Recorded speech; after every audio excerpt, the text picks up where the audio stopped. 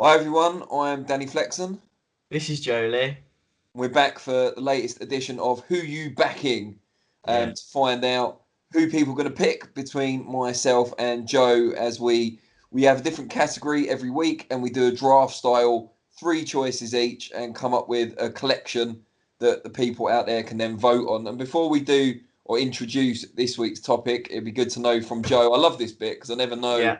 the answer beforehand, but Yeah, who yeah, yeah. came out on top I last haven't week? actually checked yet. I'm gonna have to check now. Yeah, you won that one. Yes, A get in. dominant performance from Chavez, Sanchez, and Marquez. So fair play, right? It's even more important for me than this week to Does it tell you the come back. percentages or Yeah, anything? it Was was it a 66 to crushing 33 victory? again. It seems to be always that number, but I It's don't. probably the same like five people Yeah, vote. I know. That's good for you then, eh? Because they're always voting for your stable. Good, good. I need to start putting the voting links on my social media just to make sure I don't lose. Yeah, exactly. Just to I'll do the cheat same. my way to victory. One of us is verified, so that's a bit of an unfair advantage, but whatever. I don't like to talk about my blue tick, but as you brought it up.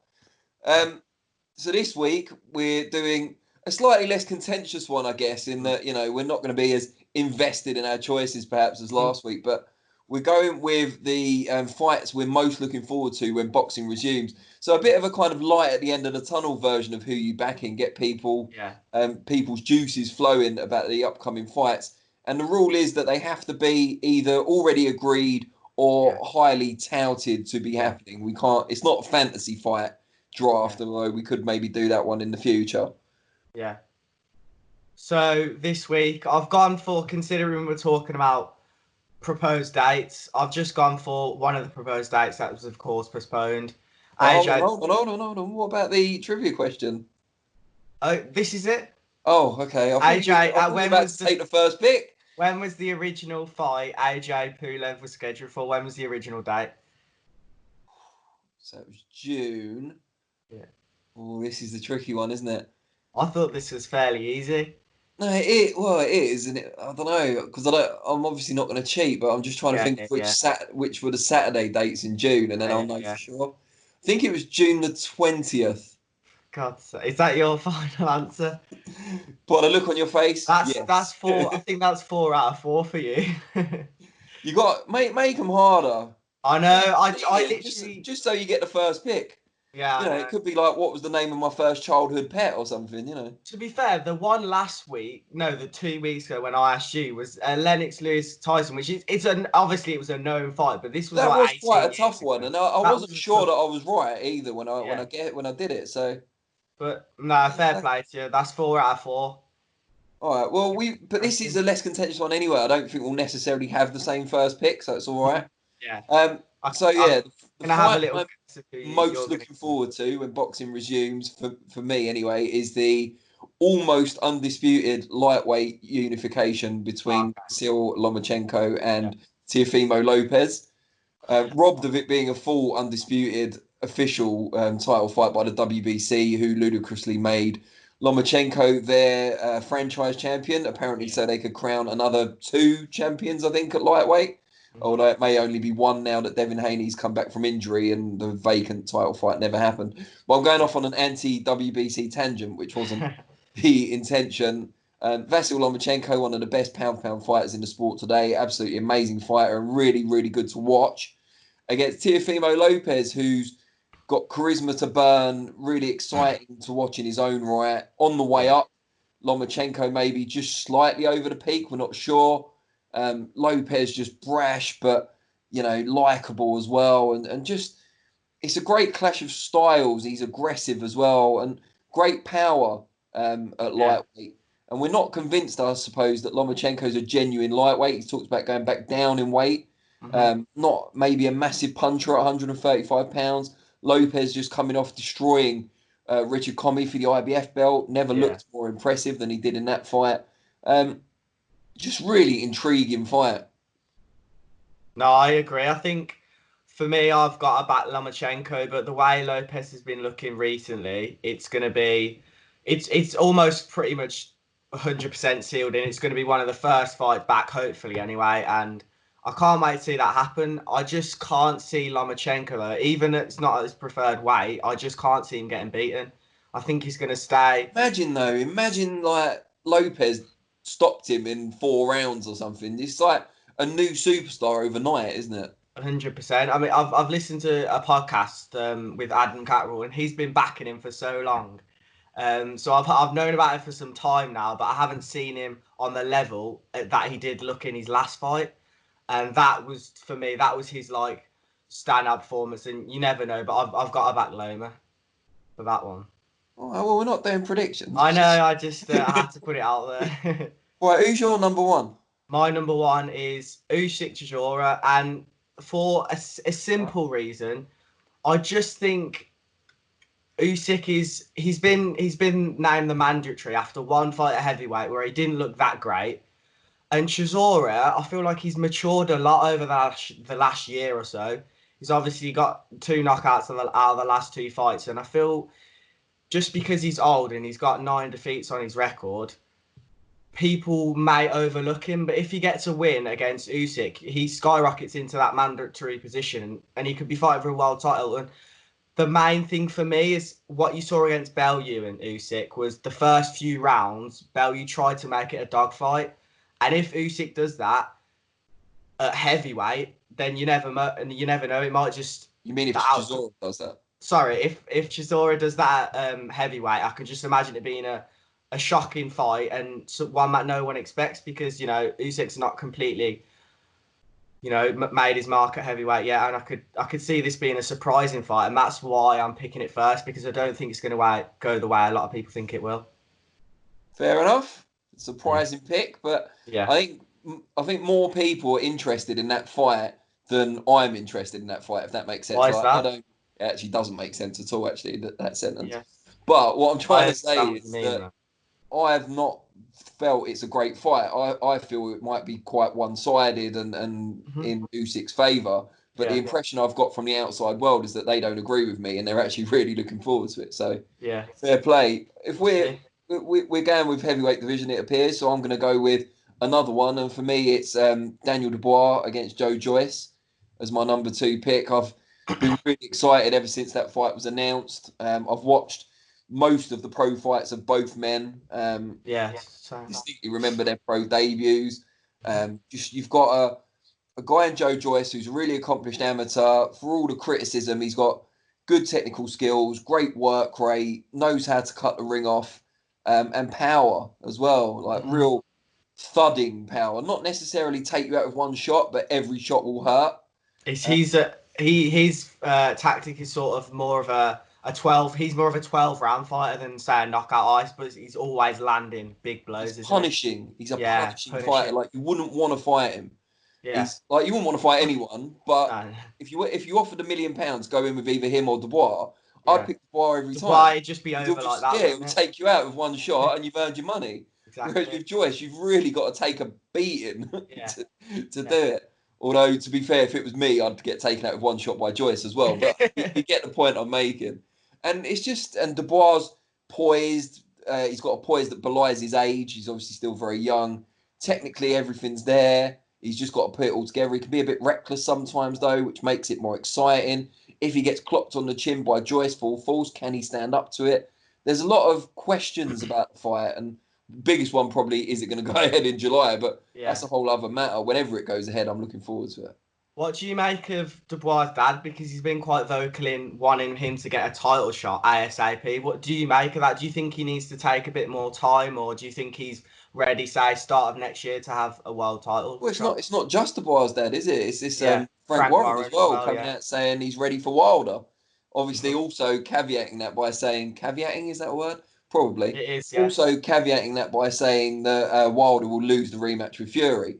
So he's essentially saying Dubois is ready for him once he's damaged goods, or more damaged than he already is, which is an interesting way of looking at it. I mean, Dubois' dad is kind of his biggest fan anyway, so you'd expect it. But it's nice to see they've got so much confidence in him. I've never really seen the point of rushing him, though. I don't see why it has to be, he's ready for Dubois at the end of the year. He's so young still, and he's still got loads to learn. And he might beat Wilder by the end of the year, but then he's a world title challenger, and there's no going back. Yeah. Why do it? Like Joshua was older than Dubois is now when he won the heavyweight title. I haven't checked Yeah. that, but I'm pretty sure that's true. Nah, he was. He And was. had an Olympic gold medal and twice the number of amateur fights behind him. Yeah. Dubois only had about 40 amateur fights, so and very few as a senior. They were nearly all as a junior. So he's still Yeah. maturing physically, emotionally, mentally, the whole lot. So I Yeah. don't see any sense in rushing him. No, that's a fair point. I could talk about that fight for so long, but obviously I've got to move on to my second one, and this one is quite a strange one. And I did have quite a big because that was originally my second pick to buy Joyce, but I thought Wilder Fury 3, although it's happened twice, although we a lot of people expect to know the outcome, you still never know. You can never be disappointed when two of the biggest heavyweights and the best heavyweights come together. Don't get me wrong, I'd rather see Fury Joshua, of course. I'd probably rather see Wilder versus Dubois than Wilder Fury 2 again, Wilder Fury 3. But when two of the biggest heavyweights come together and clash, you Wilder just Fury 3 might be like watching Wilder Fury 2 again. yeah, that is true. No, but you get that excitement. You know, when I was like a casual fan, like 4 or 5 years ago, when you get that excitement when you're watching a mega fight. No Yeah. matter how many times this fight happens, you will still get that buzz. Whenever it's around like fight week and everything, and I'm still really excited to see that because regardless of how the last two fights have gone, Wilder's still got that power, and you still can't ignore it. And I know we've talked about this loads because it's happened before, but I'm still going to be really excited for if that third fight comes around. Fair enough. Well, pressure's on me then to round off the collection with a strong exclamation point. Yeah, And I'm going to go with Canelo against Billy Joe Saunders, yeah, which we're not 100% certain it's still going to happen, but it yeah. was agreed before the shutdown. And Gennady Golovkin's recently said he's still keen to maintain or abide by his word and fight his mandatory against Zurameta. Hmm. So it's not likely in that case to be Canelo straight in with Triple G. Yeah. So Canelo Saunders, incredibly intriguing fight. The only thing that bothers me about it is that even if one of the permutations, Saunders manages to outbox him for the majority of a 12-round fight, he might not Yeah, get the decision. And I don't see exactly. Saunders stopping Canelo. I'm not sure I see anyone at super Yeah. middleweight or below stopping Canelo. I just think he's very, very tough and he's got a great chin and a great defence. But Saunders certainly has the ability to outbox Canelo for spells. It's just whether he can do it in a dominant enough fashion to get the decision. A lot of Hmm. people still think Londi Lara should have beaten Canelo. I don't. I had Canelo ahead in that fight slightly Hmm. by the end, but a lot of people feel that he was unfortunate on the scorecards, and the same Yeah. thing could happen to Saunders. But just the way styles should mesh, it could be a really, really good fight. Canelo, obviously, um, front foot counter puncher, but also can fight on the back foot if he needs to. He's got that great upper body movement, nice shot selection, big puncher, good body puncher as well. Could slow Saunders down. But then on the other hand, Saunders much quicker of foot, better amateur, better footwork. Um, got every shot in the book himself, fast hands. It's just a great, great mesh of styles. Yeah, exactly. And I think with the way Billy Joe Saunders is as well, he's going to make that build up very interesting. And you never know. Of course, in his last fight, he didn't look amazing, but it's always that when you step up a level, you step up in fighting ability as well. So you never know what he could bring to the table. And I was excited for that fight, and hopefully it happens, I guess. So who's So your number three? number three, I was going to go with Pitters, for the light heavyweight belt because he's from Birmingham as well. I'm a big fan of his career, but I've just changed because I think Dillian White Povetkin's going to be really interesting as well, purely because of how frustrated White is. I've been keeping an eye on his socials and everything, and how his last year went. Um, he's going to have a lot of frustration in that ring, and obviously in his last fight against Marius Wack in Saudi, he had 10 days notice. He was, I think, the heaviest he'd ever weighed in his career. So you sort of got to put that past you, but at the same time, you could argue it was a bit of experience being heavier, testing out what it's like at that bigger weight. But for me, the reason I picked this is just because I can see him being very like frustrated and wanting to prove a point, saying you like counted me out, I'm gonna knock this guy out, and I'm still here. Like, don't forget about me, don't count me out. And I think he's got a lot to prove because he said he was thinking about possibly giving up and just walking away. That's how low he got last year. And, you know, I could imagine him using that anger and emotion to put that right through Povetkin's chin and hopefully knock him out. Yeah, I mean, the sort of money Dillian White's making now as a pay-per-view headliner, he ain't walking away anytime Nah, soon. exactly. Whether he's considered it or not in moments of soul searching, I think he knows this is his time to really make some serious. What is it they say? Serious P. Serious Yeah. P. Serious dough, yeah. They're Serious like bread. top boy. Yeah. Serious bread. I'm just going to quickly run down a few kind of nearly made it's, and you can do the same if you want. Yeah. So I was thinking maybe Breedis Dorticos, which I think is Okay. almost guaranteed to be a great fight whenever that takes place. Yeah. Inoue against Casimiro. I mean, that'll be good. I wasn't really sure. Like Casimiro looked great in his last fight against Tete, but I just feel like Inoue's probably going to have too much for him. I think Inoue wins that one. Yeah, but one for me, which would never have made anyone's top three, I suppose, but it kind of goes under the radar. But it's one of the fights that was we were right close to it before the shutdown came in and it got cancelled.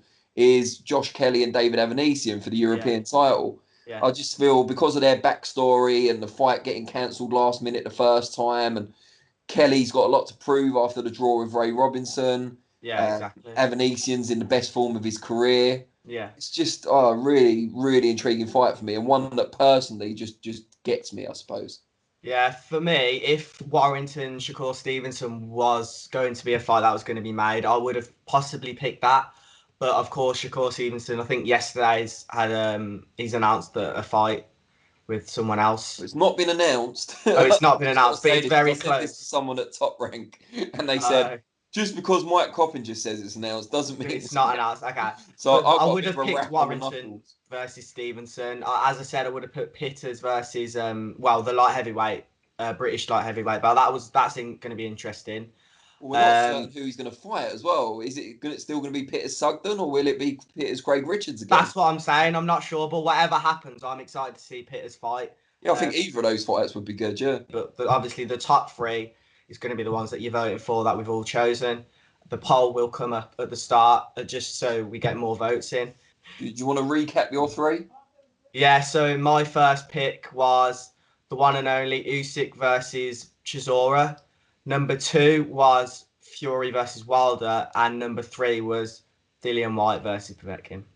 And mine were Lomachenko against Lopez, Dubois against Joyce, and Canelo against Saunders. Wow, I cannot wait for boxing to be back. Yeah, me neither. Brilliant. All right, well, people out there, let us know what you think, and we'll be back next week with another Who You Back In, hopefully with another exciting topic. See you next time.